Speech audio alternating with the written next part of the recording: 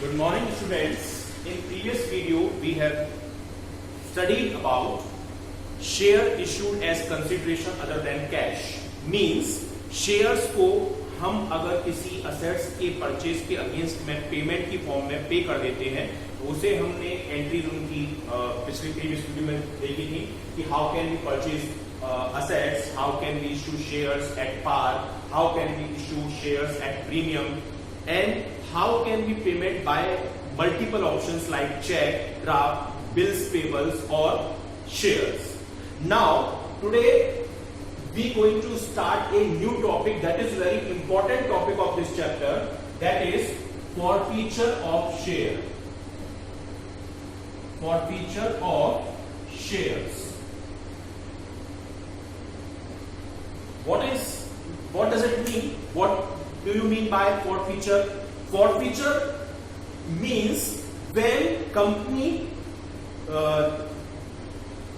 जब कंपनी किसी पर्सन से उसके इश्यू किए हुए शेयर्स को वापस ले लेती है तो उसे हम forfeiture of shares कहते हैं. When any shareholder fail to pay its call like allotment, like first call or like any other call, and after many reminders he denied to pay the amount, then in this situation company refused to allot his shares to that person and he returned shares from him in punishment, as a punishment. So this is process called forfeiture of share. For example, there is a person A who is having 500 shares of 10 rupees each. यानी उस person के पास 10 rupees वाले shares थे और company उस पर वो 6 rupees पे कर चुका था, मींस 4 रुपीज अभी पेंडिंग थे. कंपनी ने उसको कई बार रिमाइंडर भेजा, नोटिस भेजा, लीगल नोटिस उसको सर्व किया, लेकिन उस पर्सन ने वो 4 रुपीज का पेमेंट नहीं किया. He denied to pay the amount of that 4 rupees.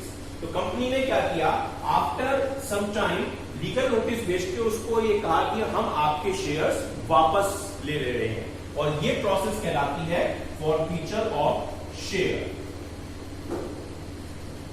Means जब कंपनी अपने इश्यू किए हुए शेयर्स किसी शेयर होल्डर से नॉन पेमेंट की कंडीशंस में वापस ले लेती है तो उस सिचुएशन को फिर हम फॉरफीचर ऑफ शेयर कहते हैं. अब इस केस में जर्नल एंट्रीज क्या होती है मैं आपको बताता हूं. जो जर्नल एंट्री है फॉरफीचर ऑफ शेयर की, वो आप देख लीजिए. When share issued at par, यानी जब शेयर पार पर इशू किए गए हो तो और फॉरफीचर हो रहा हो तो सबसे पहले एंट्री होती है शेयर कैपिटल अकाउंट डेबिट. ठीक है, और इसमें अमाउंट क्या आता है, फॉरफिटेड शेयर, यानी जितने शेयर हम वापस ले रहे हैं multiply bye called up value. Called up value means जैसे 10 रुपीज का शेयर था, हमने अभी 6 रुपीज ही मांगे और किसी पर्सन ने वो 6 रुपीज में भी 4 रुपीज नहीं दिए, यानी हमने पूरे 10 रुपीज कॉल नहीं किए हैं, हमने 6 रुपीज ही कॉल किए हैं. तो यहां पर अमाउंट 6 रुपीज वाली कॉल्ड अप वैल्यू से आएगा. यानी जितने शेयर उसने, जिस पर्सन के हम जितने शेयर वापस ले रहे हैं मल्टीप्लाई बाय उन शेयर की called up value. To calls in arrear या टू अनपेड कॉल कर लीजिए आप इसको. अनपेड कॉल्स मतलब अगर अलॉटमेंट नहीं दिया है तो 2 शेयर अलॉटमेंट आएगा, अगर उसने फर्स्ट कॉल नहीं किया तो 2 शेयर फर्स्ट कॉल आएगी, अगर दोनों का ही पेमेंट नहीं किया है तो 2 share allotment and 2 share first call, दोनों ही अमाउंट आएंगे. और ये अमाउंट कितने से आएगा, अनपेड अमाउंट से.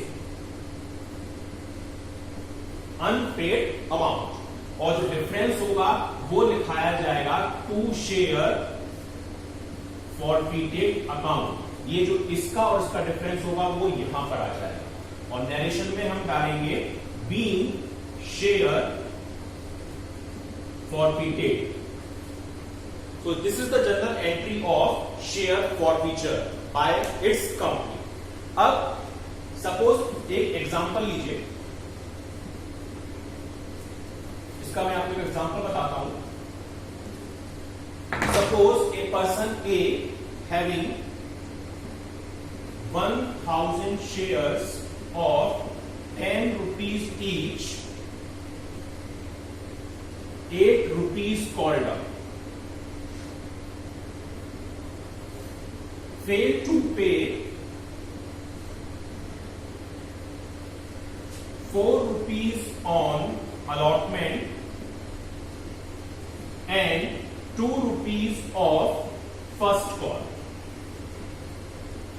His shares were forfeited.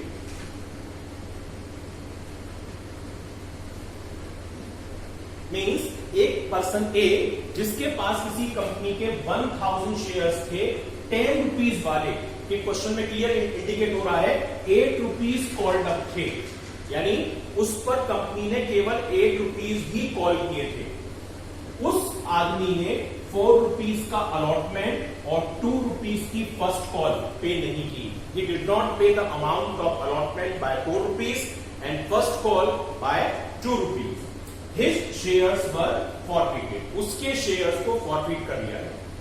देखिए इससे पहले की जो जनरल एंट्रीज हैं like receiving of application money, transfer of application money to share capital, due of allotment, receiving of allotment money and due of first call and receiving of first call, वो same as it is वैसे ही होंगी जैसे कि आप previous videos में देख चुके हैं.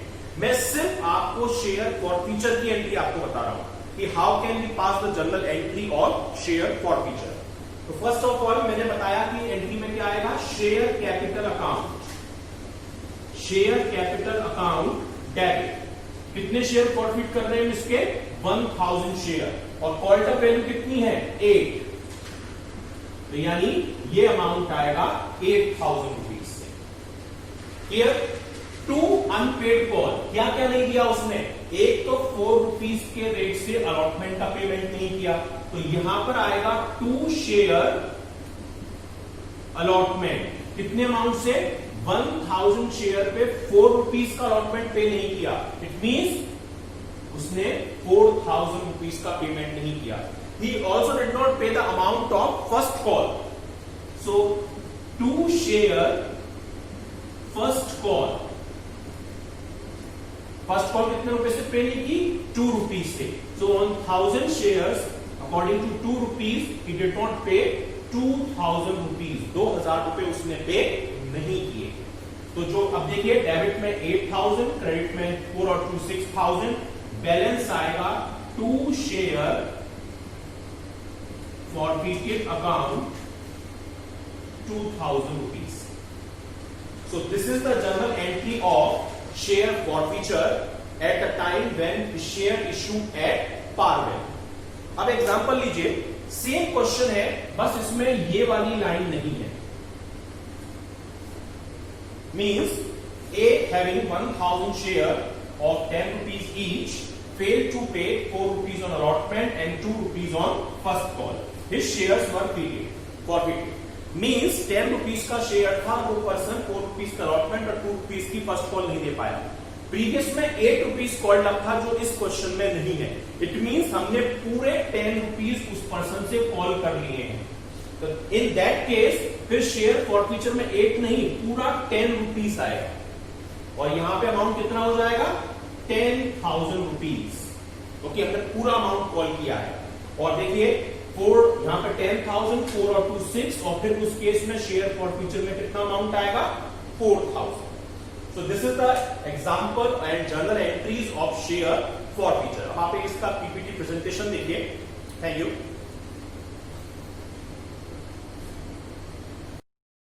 So students, now let's start next concept of issue of share, that is forfeiture of share. Forfeiture means taking back anything from any person, यानी किसी पर्सन को दी हुई चीज़ को वापस ले लेना, that is called forfeiture. In case of share, if any shareholder fail to pay the called up money on allotment or further call, then his shares can be cancelled and amount already paid may be forfeited. यानी अगर कोई person share holder किसी भी call का amount that will be allotment, that may be allotment और call देने में fail हो जाता है तो उसके शेयर्स को कैंसिल कर दिया जाता है और उसने अब तक जो भी अमाउंट पे किया था वो जब्त कर लिया जाता है। ठीक है, जैसे सपोज कीजिए किसी पर्सन ए के पास 1000 शेयर थे 10 रुपीज़ वाले और उसने उन 1000 शेयर पर अभी तक केवल 4 रुपये ही पे किए थे, यानी 4000 रुपये पे किए थे, यानी अभी 6000 रुपये उसने पे नहीं किए थे। अब हुआ क्या कि कंपनी ने उससे अमाउंट कॉल किया लेकिन वो अमाउंट उसने पे नहीं किया कई बार, यानी 6000 रुपीज़ उसने पे नहीं किए। तो कंपनी क्या करेगी, उसके इन 1000 शेयर को कैंसिल कर देगी और जो उसने 4000 रुपीज़ पे भी किए होंगे वो भी अमाउंट अपने पास रख लेगी और ये कंप्लीट प्रोसीजर कहलाती है फॉरफीचर ऑफ शेयर।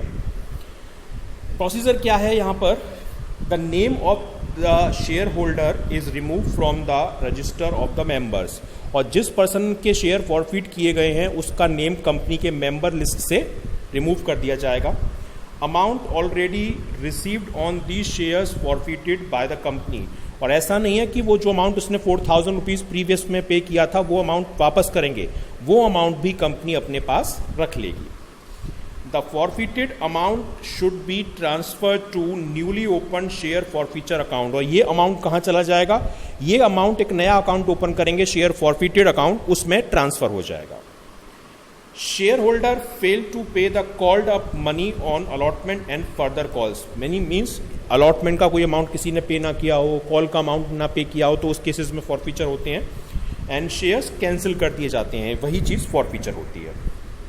अब जनरल एंट्रीज क्या होती हैं, देखिए इससे प्रीवियस की जो भी एंट्री है वो सेम एज इट इज़ वैसी ही होंगी जो अब तक आप कर रहे हैं, receiving of application money, transfer of application money to share capital, due of allotment, receiving of allotment money, due of call money, receiving of call money. Then जब लास्ट में शेयर फॉरफिट होता है तो एंट्री क्या होती है, entry जब share par value पर इशू होते हैं तो एंट्री होती है शेयर कैपिटल अकाउंट डेबिट। ठीक है, इसमें क्या आता है, जितने शेयर हैं हमारे, जो भी शेयर हैं उनका मल्टीप्लाई करते हैं हमने कितनी कॉल अमाउंट किया था उससे। जैसे 10 रुपये के शेयर था और हमने केवल उसमें से अलॉटमेंट तक 6 रुपये ही मांगे हैं, तो यानी जितने भी शेयर उसके फॉरफिट किए हैं वो मल्टीप्लाई बाय 6 रुपये से यहाँ पे अमाउंट किया जाएगा। अब उसने कितना अमाउंट अलॉटमेंट पे नहीं दिया वो आएगा 2 शेयर अलॉटमेंट, कितना अमाउंट उसने कॉल पर नहीं दिया वो 2 शेयर कॉल, और जो डेबिट और क्रेडिट का डिफरेंस है वो शो कराया जाएगा 2 शेयर फॉरफीचर अकाउंट में। क्लियर, तो ये हमारी जनरल एंट्री होती हैं शेयर फॉरफीचर की। अब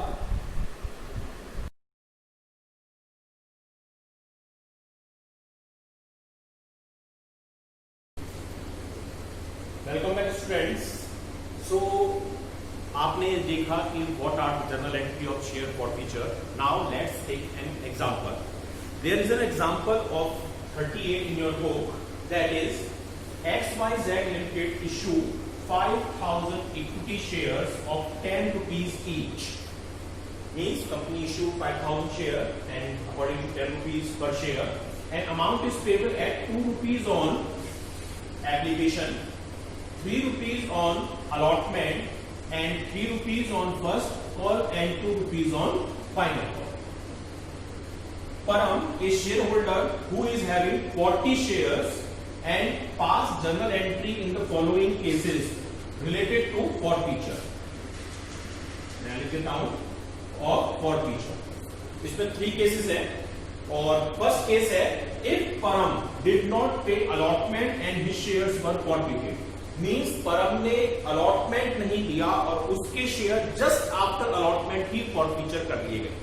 अब देखिए हमारी शेयर की वैल्यू किस तरीके से पे हुई थी, 2 rupees application, 3 rupees allotment, 3 rupees first call और 2 रुपीज की फाइनल कॉल। इस तरीके से हमारे 10 रुपीज पे हुए थे। एप्लीकेशन को उसने पे कर दिया लेकिन वो अलॉटमेंट का अमाउंट पे नहीं कर पाया और इसी के बाद फॉरफीचर हो गए, मतलब इतना तो पोर्शन हमने मांगा ही नहीं, इतना पोर्शन तो उससे पहले ही शेयर फॉरफिट हो गए। तो हमने एग्जैक्ट कितना अमाउंट कॉल किया, हमने 2 और 3 यानी 5 रुपीज ही उससे कॉल किए। तो मैंने बताया था शेयर फॉरफीचर की एंट्री में कॉल्ड अप अमाउंट से ही एंट्री पास की जाती है।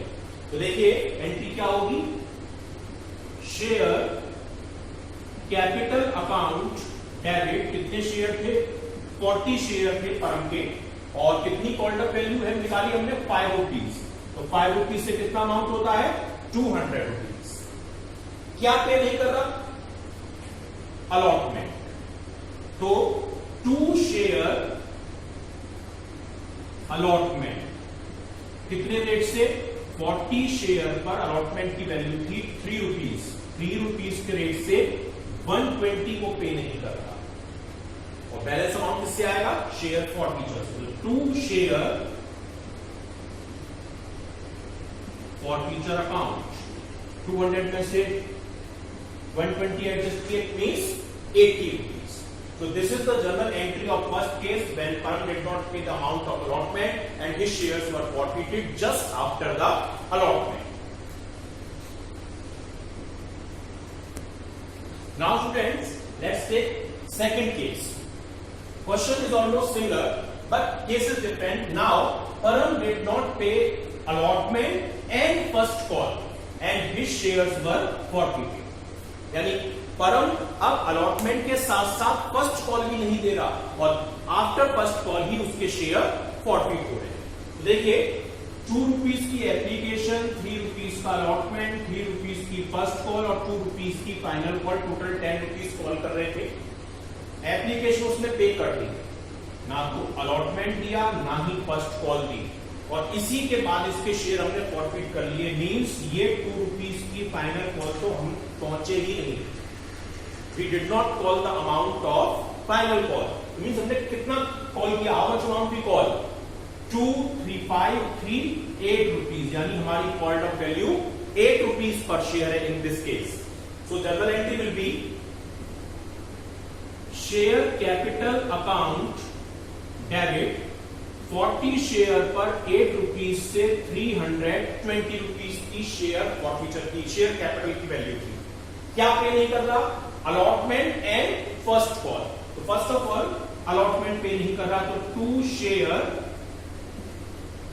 अलॉटमेंट कितना, 40 रुपीज पर 3 रुपीज के रेट से 120 रुपीज, और फर्स्ट कॉल भी पे नहीं कर रहा, तो 2 शेयर फर्स्ट कॉल और 40 शेयर पर 3 रुपीज की ही फर्स्ट कॉल है, मींस 120 ही वो फर्स्ट कॉल पर पे नहीं कर रहा। So what is the amount of share forfeiture, 2 share forfeiture, ये आएगा 120, 120, 240, 320 में से 240 गए, मींस 80 रुपीज ही शेयर फॉरफीचर में आएगा। So this is the journal entry of forfeiture when shareholder did not pay the amount of allotment and first call, and after the first call company forfeited the share of that person.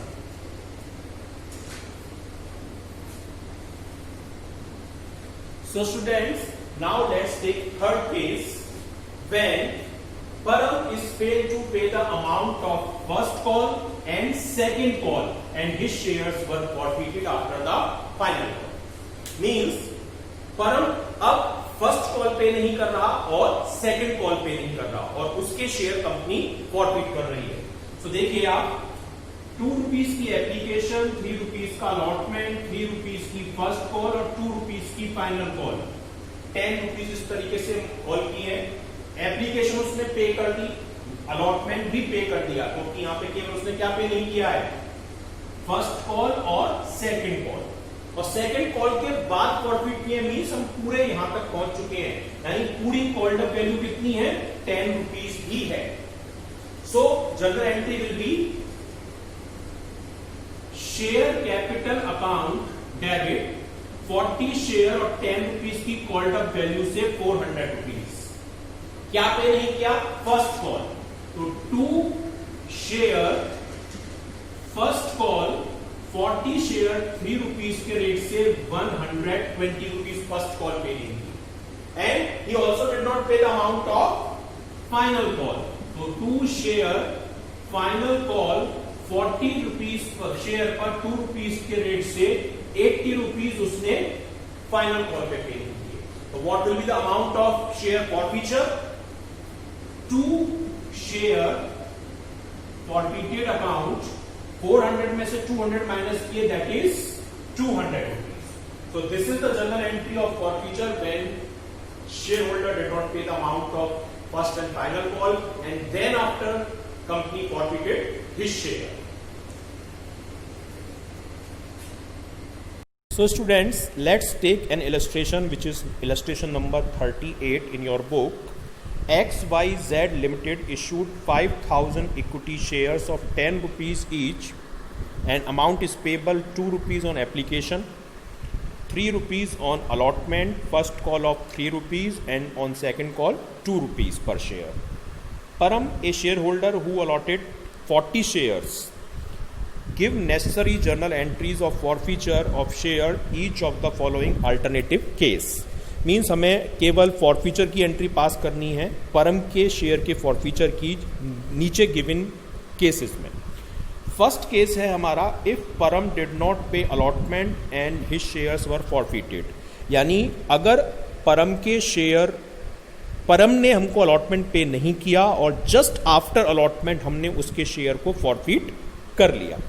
तो आप देखिए 2 rupees का application है, 3 rupees की हमारी allotment की amount है, 3 rupees ही first call है और 2 रुपीज़ की सेकंड कॉल है. इस तरीके से हमने 10 रुपीज़ कॉल किए हैं. अब उसने एप्लीकेशन तो हमें पे कर दी लेकिन वो अलॉटमेंट नहीं दे पाया. इसी के बाद हमने फॉरफीट कर लिए. इट मीन्स हमने ये पोर्शन तो उससे कॉल किया ही नहीं, यहीं के बाद हमने कॉल फॉरफीचर कर लिया. मीन्स हमने केवल 2 और 3 रुपीज़ यानी 5 रुपीज़ ही कॉल किए. तो यानी हमारी जो कॉल्ड अप वैल्यू है वो कितनी हुई? वो कॉल्ड अप वैल्यू हुई हमारी 5 रुपीज़. अब देखिए फर्स्ट केस की जनरल एंट्री क्या होगी. मैंने एंट्री बताई थी फॉरफीचर की होती है शेयर कैपिटल अकाउंट डेबिट. तो इक्विटी शेयर है तो equity share capital account debit. कितने शेयर फॉरफीट किए हैं हमने? 40. और कॉल्ड अप मनी मैंने अभी बताई थी कितनी हुई? 5 रुपीज़. यानी अमाउंट हुआ 200 रुपीज़. अब परम ने हमको क्या पे नहीं किया? परम fail to pay the amount of allotment. तो 2 इक्विटी शेयर अलॉटमेंट, 40 शेयर पे 3 रुपीज़ के अलॉटमेंट के रेट के अकॉर्डिंग 120 रुपीज़ उसने पे नहीं किए. और जो डिफरेंस है 200 और 120 का वो आ जाएगा 2 शेयर फॉरफीचर के नाम से 80 rupees. So this is the journal entry of first case of share forfeiture. Now let's take second case. If Param did not pay allotment money and non-payment of first call to his shares were forfeited. यानी अब परम ने हमको ना तो allotment दिया ना ही उसने हमें फर्स्ट कॉल दी और हमने उसके शेयर फॉरफीट कर लिए. तो देखिए एप्लीकेशन वो पे कर चुका, अलॉटमेंट उसने दिया नहीं और फर्स्ट कॉल भी उसने नहीं दी और हमने इसी के बाद शेयर फॉरफीट कर लिए. मीन्स हमने फाइनल कॉल 2 रुपीज़ की तो कॉल की ही नहीं, उससे पहले ही हमने फॉरफीट कर लिया. यानी 2 रुपीज़, 3 रुपीज़ और 3 रुपीज़ यानी टोटल मिलाकर हमने कितना अमाउंट कॉल किया? 8 रुपीज़ ही कॉल किए. यानी 8 रुपीज़ हमारे लिए क्या है? ये हमारा कॉल्ड अप अमाउंट है. ठीक है, तो कॉल्ड अप वैल्यू कितनी हुई? 8 रुपीज़ पर शेयर. अब जनरल एंट्री देखिए इसकी. तो फर्स्ट केस में सेकंड केस में first equity share capital account, उसके 40 शेयर थे, 8 रुपीज़ के according 320 equity share capital account debit में आएगा. क्या क्या नहीं दिया उसने? एक तो अलॉटमेंट. तो 2 इक्विटी शेयर अलॉटमेंट, 40 शेयर पर 3 रुपीज़ के अकॉर्डिंग 120 रुपीज़ अलॉटमेंट पर नहीं आए. फर्स्ट कॉल भी नहीं पे की तो 2 equity share first call, 40 share पे 3 रुपीज़ की ही फर्स्ट कॉल के अकॉर्डिंग 120 ही फर्स्ट कॉल पे नहीं आए. और डिफरेंस जो है 320 और 120 का 80 रुपीज़ 2 शेयर फॉरफीचर के नाम से आ जाएगा credit side. Clear? So this is the case second. अब let's take third case. If Param did not pay first call and non-payment of second call to his shares were forfeited. यानी अब उसने first call नहीं पे की और same उसने second call का भी पेमेंट नहीं किया. मींस हमने मांगा तो उससे पूरा है. देखिए एप्लीकेशन दी है, अलॉटमेंट भी उसने पे किया है, फर्स्ट कॉल पे नहीं की और सेकंड कॉल भी पे नहीं की, मीन मांगा तो पूरा है, मीन्स कॉल्ड अप वैल्यू हमारी पूरे 10 रुपीज़ की है और 10 रुपीज़ मांग रहे हैं, पर उसमें से वो 3 और 2 5 रुपीज़ हमें पे नहीं कर रहा। So let's take third case. Equity share capital 40 share पर 10 रुपीज़ के रेट से 400 अमाउंट होता है हमारा। क्या क्या पे नहीं किया? तो फर्स्ट कॉल, तो 2 equity share first call 40 rupees के अकॉर्डिंग 3 रुपीज़ के रेट से 120 रुपीज़। सेकेंड कॉल भी उसने पे नहीं की, तो 2 equity share second call 40 share पर 2 रुपीज़ के अकॉर्डिंग 80 रुपीज़ हमारा अमाउंट होता है। अब 400 और 120 80 डिफरेंस यानी 200 माइनस करेंगे तो 2 शेयर फॉरफीचर में अमाउंट आ जाएगा 200 rupees. So it is the journal entry of third case when shares were reissued after the final call.